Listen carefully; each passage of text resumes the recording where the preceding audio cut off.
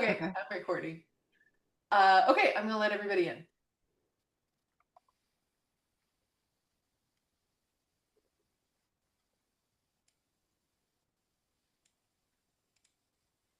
Hi, everyone. Welcome, everybody. Welcome, welcome. I see some familiar faces who've been to our monthly music club before. So whether you're new or have been before, welcome to our June monthly music club meeting. I'm Allison Reese. I'm the editor of Harp magazine, and I'm joined by Kimberly Rowe. Kim, you want to introduce yourself? Sure, I'm Kimberly Rowe. I am the founder and web editor at Harp. Great. So And let's see. Oh, go ahead, Allison. well, I was just going to say we have two very special guests who I'm sure everybody is here to hear from. Not Kim and I, but Rhett Barnwell and Carol Robbins are both here to talk about their featured pieces for this month's music club. But a couple of things before we get started. We're going to throw some links into the chat that you can check out to first of all, our monthly music club blog that has all the information about these two pieces. Each month, we feature a piece specifically for pedal harp and a piece specifically for lever harp that we invite you to learn and come to our meeting and hear from the arrangers or composers. And then also we have a link, Kim just put in a picture of our current issue of Harp magazine, which is our May-June issue featuring Elizabeth Steiner on the cover, a really great interview with her. And we encourage you, if you haven't checked it out, to go take a look at that issue. We will have another issue coming out in just a couple weeks in July, and that will feature an interview with the winner of the recent USA International Harp Competition, among many other things. So I encourage you to check those things out. And let's see, what else, Kim? Am I missing anything? Oh, I Uh, know. We're going to announce the July monthly music club picks, what, the last week of June? the last week of June. Yep. If you are signed up to get our notifications, you'll get an email the last week of June. Or you can just watch the blog. Great. Okay. All right. Well, without further ado, uh, Kim, you want to introduce our first artist? Yes, I would love to. So we have with us today Carol, pardon me, Carol Robbins. And Carol, I want to say the first time I heard you play was a while ago at maybe one of the Line and Healy Pop and Jazz Harp Fest. I can't remember exactly which one, but it would have been quite a while ago. But you have performed with so many artists. I could go on and on, but Rihanna, Lauryn Hill, Manhattan Transfer, Bjork, Ella Fitzgerald, Frank Sinatra, Stevie Wonder. Oh my gosh, the list is just huge. So my first question for you, Carol, is what can you what is the favorite performance you've ever had with one of these amazing stars? Well, you mentioned Stevie Wonder, and I did play with him at the Hollywood Bowl. And the beauty of it was Dorothy Ashby, who was my teacher. Somebody made a transcription of her harp part for If It's Magic, which became a classic. But the conductor knows me, and he said, "Just do your thing." So I don't like to, play what other people play.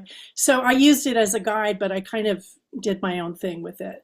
And then you published a little story about subsequently I played with Stevie Wonder at a private event, and I won't get into it, it's too long, but that was special to me. And then another Hollywood Bowl thing, just harp and voice. B. Arthur, remember B. Arthur? She was an actress, and she sang through The Shining Sea, which is a beautiful Johnny Mandel tune, very tricky on harp.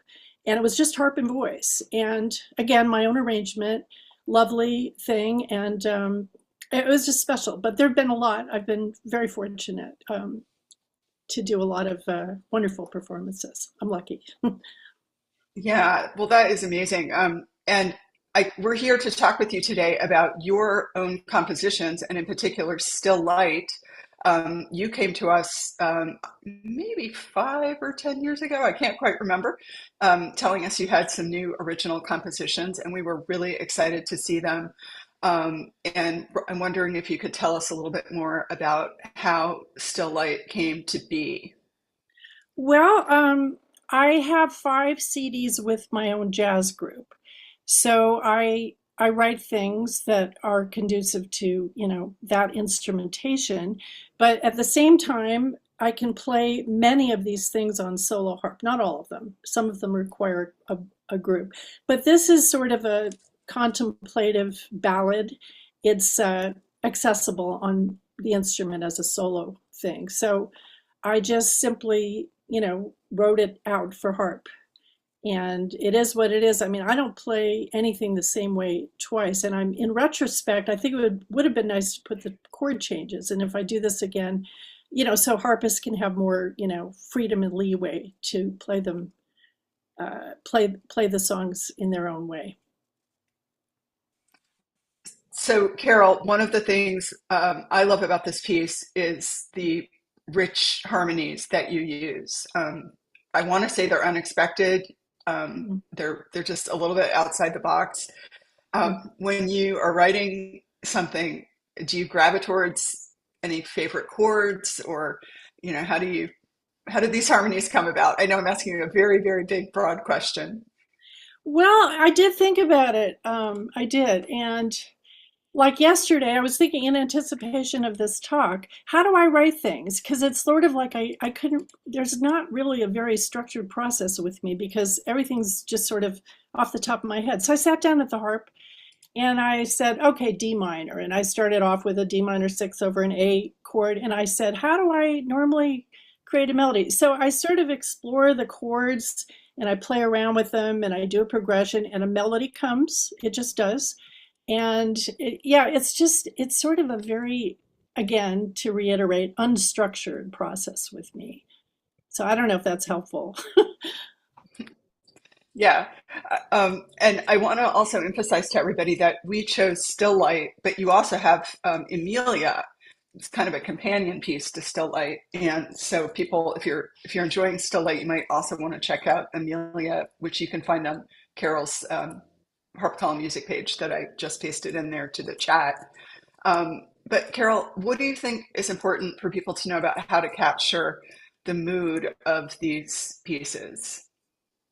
Well, they're both ballads, and with Still Light, it's sort of in the title, it's sort of a double thing. Still Light means it isn't quite like dusk or something.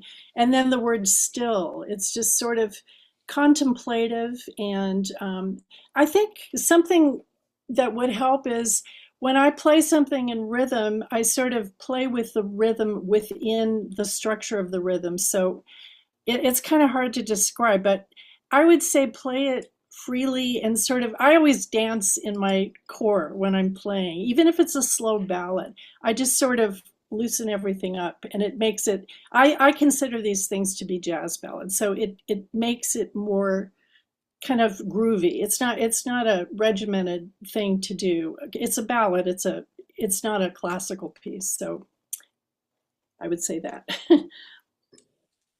Carol, I have one more question for you. I think we all probably know by now that we recently lost Suzanne McDonald, and you Yes, had written a really nice comment on, I think it was our news post about her, I and I did. wondered if maybe you could share, in case somebody missed that, if you could share that again, what you had written on the news page. Well, yes, she was remarkable, and there have been so many wonderful mentors, but she was a lovely, lovely woman.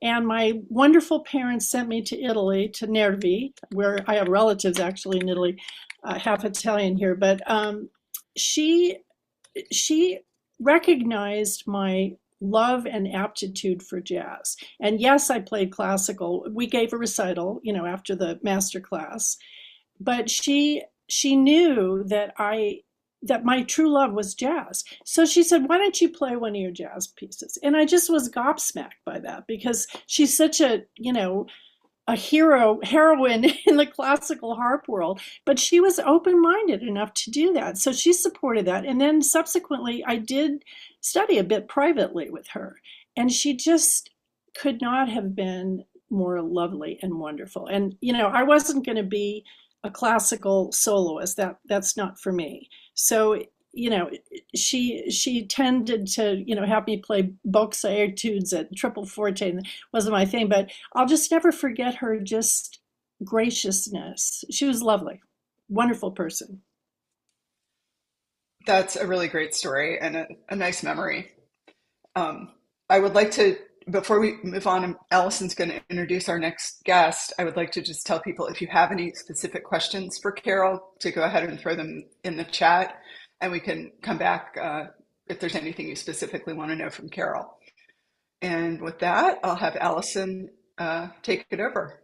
All right. Thank you, Kim. Carol, thanks so much for sharing that. That was really interesting, and definitely encourage everybody to check out your piece if they haven't already. It's really beautiful. Thank you. So we have here Rhett Barnwell.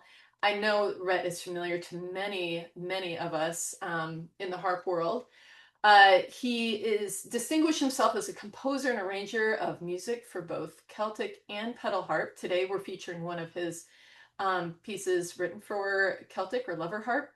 He's the founder of Seraphim Music, which specializes in sacred, classical, and meditative music for solo, lever, and pedal harp, and harp with voice.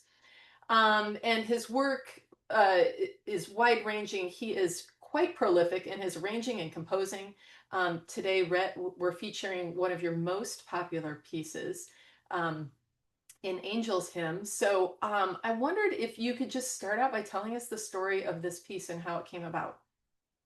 Sure. Thank you so much for having me on here. I kind of refer to myself as an accidental composer because it was not my goal in life to do this at all. It's just sort of happened. I was teaching harp, let's see, I guess this is back around the late 90s, 1998 or so. And I had a small studio at my church, and I had a lot of adult beginners. And one of my adult beginners happened to be also my best friend, but she just wanted to learn to play the harp. And so we had gone through the usual, beginning harp stuff.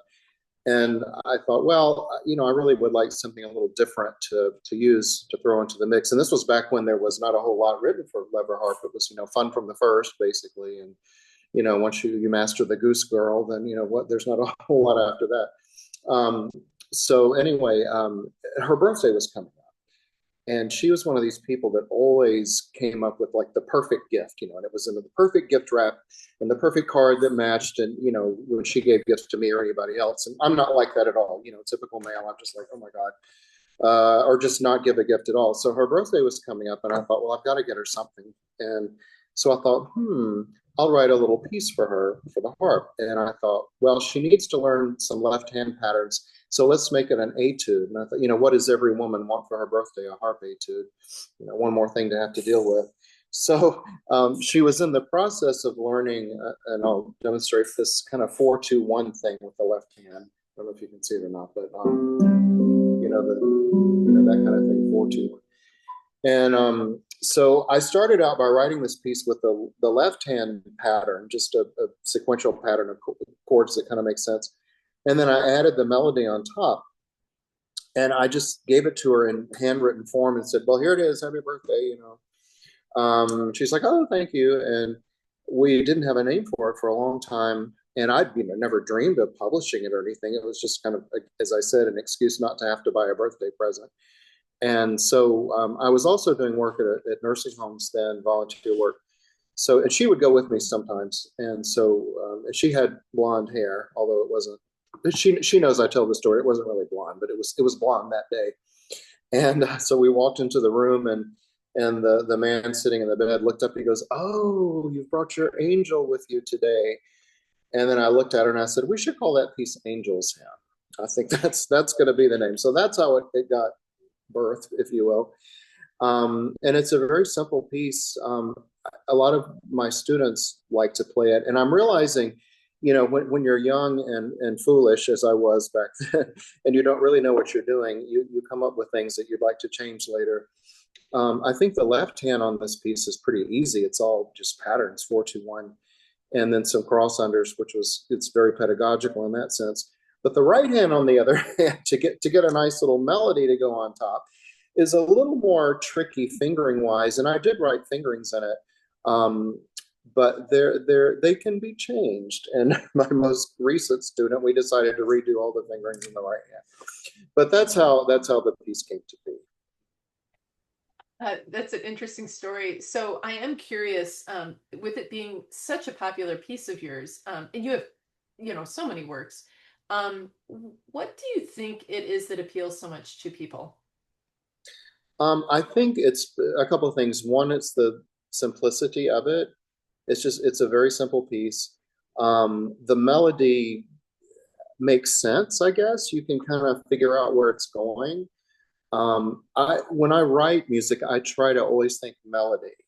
And I'm not saying I'm good at it, but I think it's got a nice melody. The other thing is it's pitched in the upper register of the harp, which almost the entire piece. And it does go down into the bass occasionally in the left hand.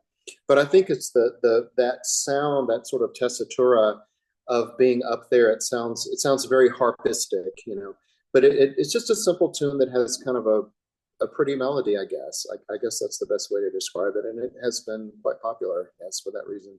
Yeah, absolutely. It is a beautiful, sweet tune. So I'm also curious, Rhett, about your composing process. So do you approach, like when you're writing something new, do you approach it the same way each time, or are you maybe a little more unstructured, kind of like Carol was talking about when she approaches a new piece? Yeah, when Carol mentioned that, I thought, oh, that's me. And I should be a jazz player. I love jazz, and I wish I could. It's a little challenging on the lever harp since you don't have, a lot of chromatic possibilities. But I don't know, and I teach classes on composition, and yet I have no idea what I'm doing most of the time. I just usually I sit down at the harp. Well, there are two methods. One is I just sit down on the harp and start improvising, and if I like it, I write it down, and then go from there. If it's a vocal piece, it's a lot easier because you've got text already written. The other thing is I love to walk a lot and spend a lot of time outside, and or in the middle of the night. I'll wait. I'm a terrible insomniac. In fact, the most recent arrangement I did, a Christmas piece, was because this tune kept going over in my head at 3 in the morning, and I finally thought, well, dadgummit, I better get up and write it down. So it's a variety. I wouldn't say that I sit down and say, okay, today I'm going to write this piece and use this method. It's usually, let's go to the harp, and I leave the harps out, and in the living room where I have to stumble over them to get to the kitchen, which is where I spend a lot of time, as you can tell. So I wouldn't say it's more like what Carol said. It's just you sit down, you play, you like something.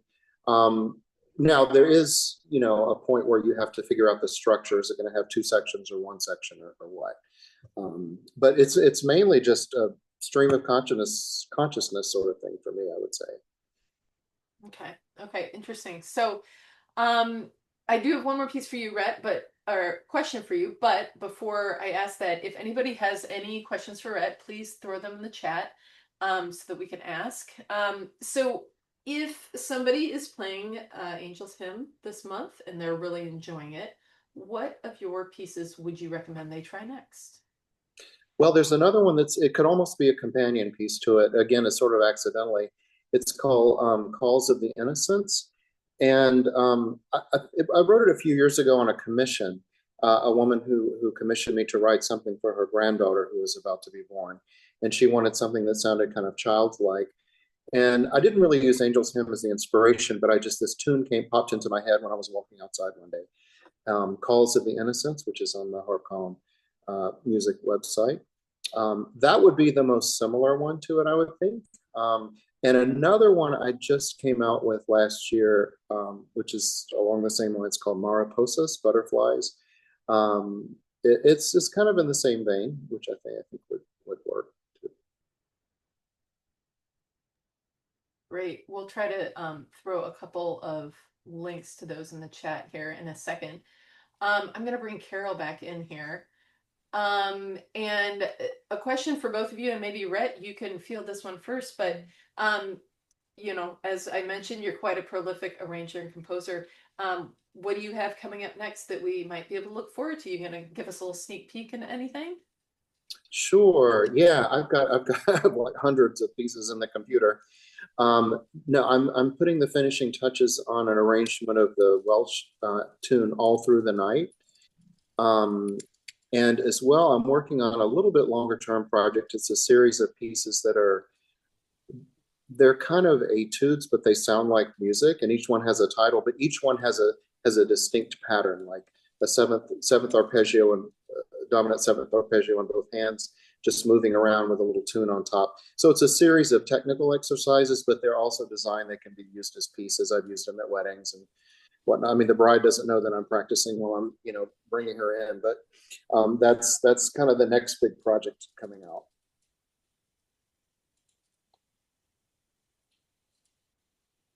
Thanks, Rhett. Um, let's see, Carol, we actually have two questions that appeared in the chat for you, so I'll ask you the first one. How did you begin your great collaborations with Billy Childs? Who Oh, contacted whom, or did it just devolve? oh, that's my favorite part of my whole career because Billy took me to the Grammys twice as a nominee. It was just so exciting. And now I'm so proud of him. He has 6 Grammys now. It started, I had this friend who was a drummer. I was a teenager, and he said, "Oh, I've got this friend, Billy Childs. Can I bring him over? Because we'll just jam." And my dad, of course, musical family. My dad was a doctor, but he worked his way through medical school playing clarinet and sax. So we had a wonderful Yamaha grand piano. Billy came over. It was the first grand piano Billy had ever touched. And we used to jam. We used to play Dolphin Dance, Herbie Hancock tunes. And then Billy got a job as Freddie Hubbard's pianist. He was like 21. And one wonderful day, night, I went to hear him, and Dorothy was playing because she recorded with Freddie, Portrait of Jenny, Dorothy Ashby. So, and then, Billy started this group. He calls it the Jazz Chamber Ensemble. And it has, bass, drums, harp, guitar, and piano and saxophone. And we just did a piece, it's an incredible piece with Anna Kiko Myers, LA Master Chorale, String Quartet, and the jazz group. And I got an improvised jazz solo. It just came out in May.